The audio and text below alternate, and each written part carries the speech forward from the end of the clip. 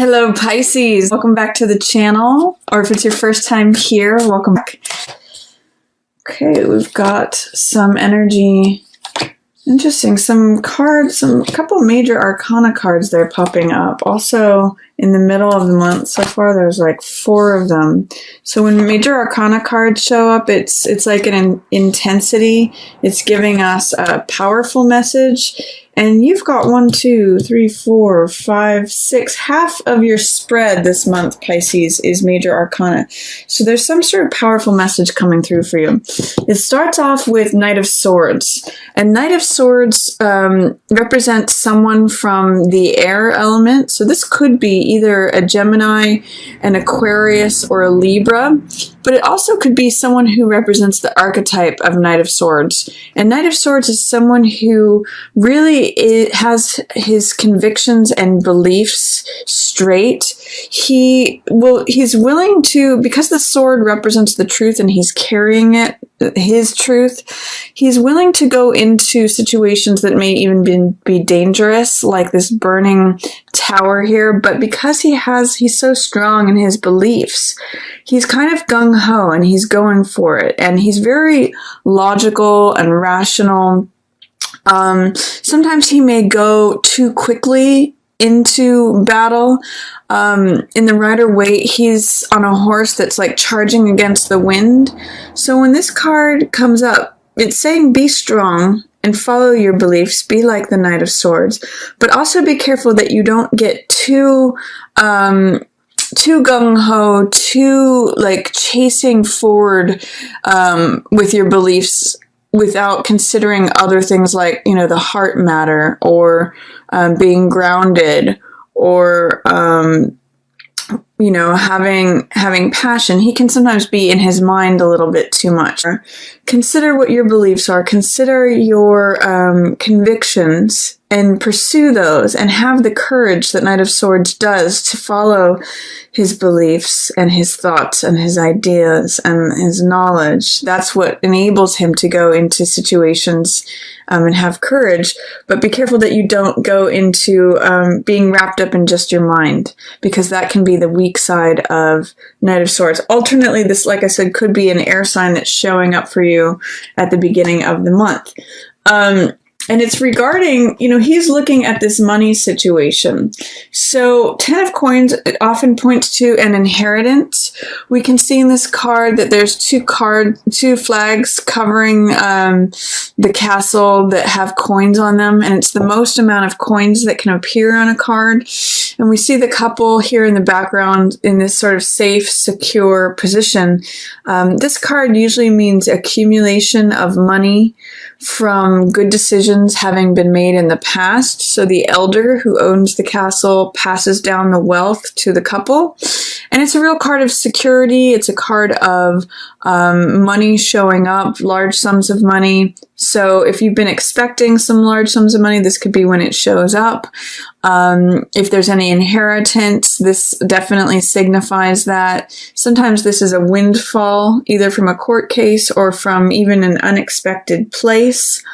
But what it's showing me is that if you do have an air sign involved, Pisces, so this could be, again, Gemini, Aquarius, or Libra, they're looking at this. So the air sign may be concerned with the large stack of money or the inheritance. It could also be that the person who's represented by Knight of Swords is looking at the inheritance. This could be like a lawyer, remember, a person of the mind, defending the large stack of money, or, being gung-ho. This could be like making your mind up that you want to put yourself in a place of security and financial stability.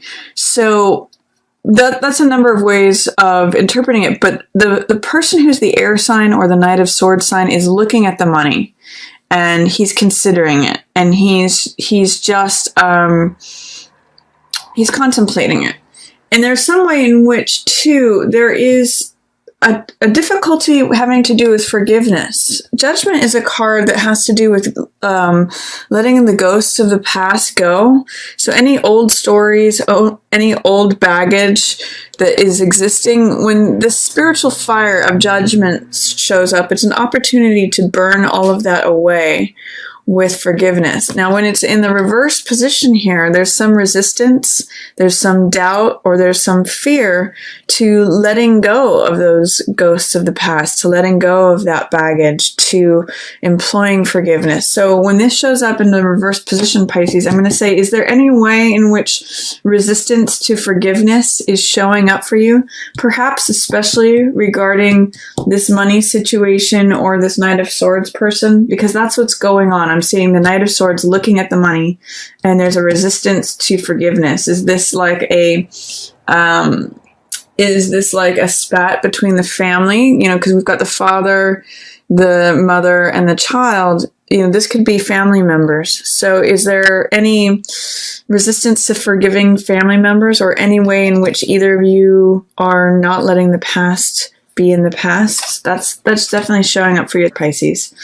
And then I also see Hangman here. This is in the upright position, because Hangman hangs upside down, and he receives enlightenment in this position. He's doing things differently from conventional means. He's doing different things than the social mores state. So he's looked at as like potentially a criminal, but he's not really. He's just doing things his own unique way, and therefore he sees things from a different perspective, and he receives enlightenment there. So this card is really in support of you doing things your own unique way, following your own path, following the beat of your own drum, not really worrying about what others think.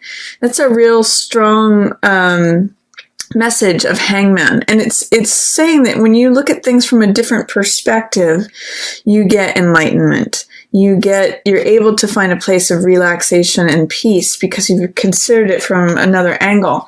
It's interesting because he's in the upright position, but if you turn both of these around, you might be inclined to try to see things from the other person's point of view, because that's what may allow you to employ some more of this forgiveness, especially if it's with a family member or someone that you're close with.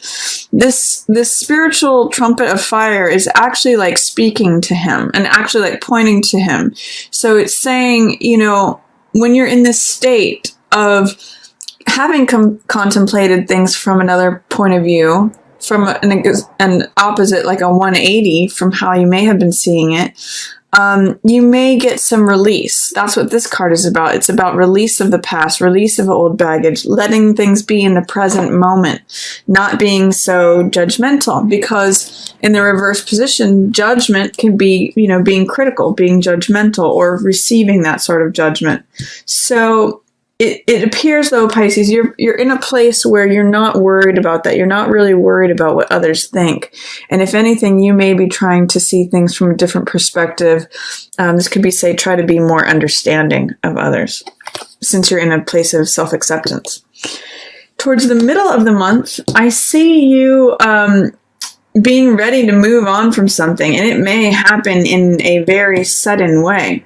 This is Eight of Cups. And this is a card of feeling weary, feeling like, okay, I'm ready for the next cycle. I've put a lot of heart. This cups represent emotion and heart energy. So I've put a lot of heart energy and a lot of emotion, a lot of TLC into something, and I'm ready to move on from it. Like, I'm weary. I'm tired. I don't want to keep building this. I want to walk away from this. And we do have this new moon here, which could have been the new moon in Scorpio on the 30th. So that is all about new passions, new desires. I believe for Pisces case, that's in the 9th house. So having to do with publishing, new desires regarding travel, new desires and passions regarding higher learning or religion, other cultures. All of that is 9th house themes. So for Pisces, that's where that new moon is hitting. this is something that you've put a lot of time and attention into, and your heart especially. So this could be a lifestyle, a job, a relationship, a project. But whatever it is, you're ready to move on from it, Pisces. And you're going to be really feeling that mid-month. And it could happen suddenly. Something could break down the Tower. And the Tower card has to do with structures that are in existence, things that look like immovable objects, things that have been, the established ways of things. And Tower has lightning bolts here that strike it, light it on fire, and make it crumble. The old ways may disappear in an instant, is what this card says.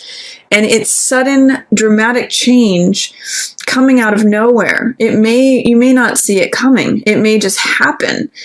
It looks like, however, Pisces, you're ready for this. With 8 of Cups followed by Tower, it's like, this card says I'm ready for the next cycle. Bring it on. This is like, okay, it's here. You asked for it.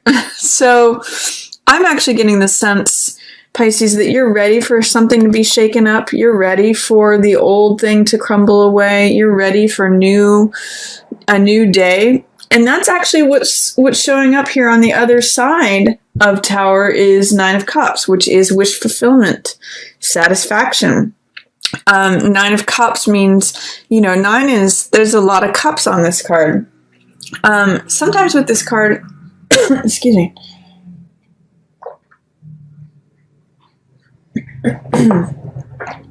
Sometimes with this card, it can be, feeling satiated, feeling satisfied. This is a card of sensual pleasure. It means like having just, satisfied oneself at the bed and the table. So it's really a card of feeling full, feeling complete, feeling like, I get the sense this is always after like a banquet, and he's kind of smug and happy here. Like, this is the feeling you get after Thanksgiving dinner. So regardless of what happens here with the old structures crumbling apart, you're ready for this mid-month, Pisces. You're ready to move on to the next cycle. And so you're going from 8 of Cups to 9 of Cups. The cycle has progressed. It has moved. The one thing that I'll say with the Devil card here showing up in reverse next to 9 of Cups is be careful of addictions, be careful of excess, be careful of things that seduce you. Because Devil is a card that can be about passion. It's about things that we believe in that may or may not be real. Often it's like believing in false truths. And because this is such a seductive card, this can sometimes represent things that enslave us and enchain us, like a gambling addiction, like alcoholism, like any addiction, shopping addiction, sugar addiction, anything that, video game addiction, anything that enslaves us and sort of like it turns something that we enjoy, a pleasure. Hello, this card, this is about pleasure. Turns it into something that we get stuck in, and it ends up being like a chain around us.